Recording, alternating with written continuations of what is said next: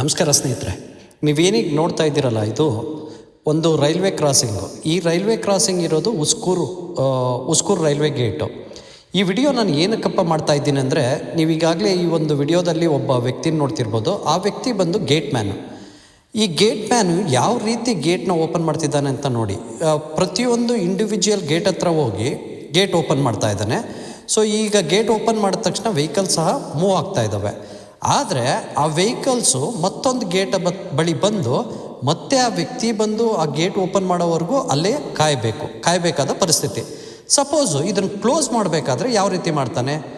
ಈಗ ಅಲ್ಲಿ ಒಂದು ಗೇಟ್ ಕ್ಲೋಸ್ ಮಾಡಿದ ತಕ್ಷಣ ನಮ್ಮ ಪಬ್ಲಿಕ್ ನಾವೇನು ಮಾಡ್ತೀವಿ, ಮುನ್ನುಗ್ತೀವಿ. ಸಪೋಸ್ ಯಾವುದಾದ್ರೂ ಟ್ರೈನ್ ಬಂದರೆ, ಇಲ್ಲಿ ಸಮಸ್ಯೆ ಆಗಿರೋದು ಏನಪ್ಪ ಅಂತ ಹೇಳಿದ್ರೆ, ಇದು ಒಂದು ಆಟೋಮೇಟೆಡ್ ಗೇಟು. ಆಟೋಮೇಟೆಡ್ ಗೇಟ್ ಅಂದರೆ ಏನಪ್ಪ ಅಂತ ಹೇಳಿದ್ರೆ, ಅದೇ ಸ್ವಯಂಚಾಲಿತ ಅಲ್ಲ. ಇದನ್ನು ಒಂದು ಸ್ವಿಚ್ ಅಥವಾ ಒಂದು ಕೀಯಿಂದ ಆನ್ ಮಾಡಬೇಕು ಈ ಗೇಟ್ ಮ್ಯಾನು. ಬಟ್ ಇದೇನಾಗಿದೆ ಅಂದರೆ, ಈಗಾಗಲೇ ಇದು ರಿಪೇರಿಗೆ ಬಂದಿರೋ ಕಾರಣ ಇದು ಆ ರೀತಿ ಒಂದು ಆಪ್ರೇಟ್ ಆಗ್ತಾ ಇಲ್ಲ. ಬಟ್ ನಾನು ಏನಕ್ಕೆ ಈ ವಿಡಿಯೋ ಮಾಡ್ತಾ ಇದ್ದೀನಿ, ಹಾಗೆ ಏನಕ್ಕೆ ಈ ಒಂದು ಹೇಳ್ತಾ ಇದ್ದೀನಿ ಈ ಮಾತನ್ನು ಅಂತ ಹೇಳಿದ್ರೆ, ಈ ಒಂದು ಉಸ್ಕೂರು ಬಳಿ ಇರೋ ಒಂದು ರೈಲ್ವೆ ಗೇಟು ಕೇವಲ ಒಂದು 5 ತಿಂಗಳು ಅಥವಾ 6 ತಿಂಗಳಾಗಿರ್ಬೋದು ಅಷ್ಟೇ ಇದು ಇನ್ಸ್ಟಾಲೇಷನ್ ಆಗಿ. ಈಗ ಈ ಇನ್ಸ್ಟಾಲೇಷನ್ಗೆ ಯಾವುದೋ ಒಂದು ಪ್ರೈವೇಟ್ ಕಂಪ್ನಿಗೆ ಇವರು ಆಟೋಮೇಟೆಡ್ ಮಾಡೋಕ್ಕೆ ಕೊಟ್ಟಿರ್ತಾರೆ.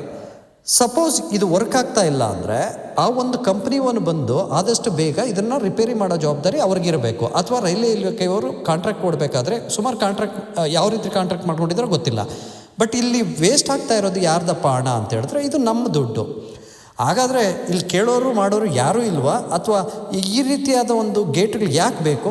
ಹಳೆ ಪದ್ಧತಿ ಯಾವ ಥರ ಇತ್ತೋ ಗೇಟ್ ಮ್ಯಾನ್ ಯಾವ ರೀತಿ ಮೊದಲು ಯೂಸ್ ಮಾಡ್ತಾ ಇದ್ನೋ ಅದೇ ಪದ್ಧತಿಗೆ ಹೋಗ್ಬಿಡಿ. ದಯವಿಟ್ಟು ಈ ಒಂದು ಆಟೋಮೇಟೆಡ್ ಯಾಕೆ ಬೇಕು ನಿಮಗೆ? ಈ ಒಂದು ಇದಕ್ಕೆ ನಾನು ಈ ವಿಡಿಯೋ ಮಾಡ್ತಿರೋ ಉದ್ದೇಶ, ದಯವಿಟ್ಟು ಇದನ್ನು ಒಂದು ರೈಲ್ವೆ ಇಲಾಖೆಗೆ ತಲುಪೋವರೆಗೂ ತಲುಪಿಸಿ. ಆವಾಗಲಾದರೂ ಅವ್ರು ಎಚ್ಚೆತ್ಕೊಂಡು ಇದನ್ನು ರೆಡಿ ಮಾಡಿಸ್ತಾರೋ ಇಲ್ವೋ ನೋಡೋಣ. ಈ ಒಂದು ವಿಡಿಯೋ ನೋಡಿದ್ದಕ್ಕಾಗಿ ಧನ್ಯವಾದಗಳು.